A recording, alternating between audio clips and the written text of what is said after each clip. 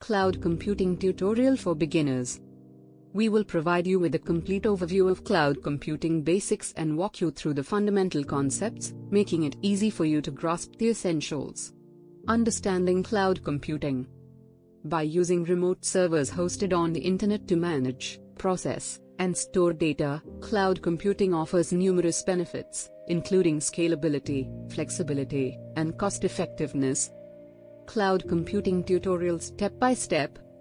Choose a cloud service provider. Start by selecting a reputable cloud service provider such as Amazon Web Services, AWS, Microsoft Azure, or Google Cloud Platform. Create an account, sign up for an account with your chosen provider and familiarize yourself with their interface and offerings. Explore cloud services. Take the time to explore the various cloud services available, such as storage, computing power, and networking. Deploy your first application. Start by deploying a simple application to the cloud to get hands-on experience with the technology. Cloud Basics Tutorial. What is cloud computing? Cloud computing refers to the delivery of computing services over the internet, including storage, databases, networking, and software. Why use cloud computing?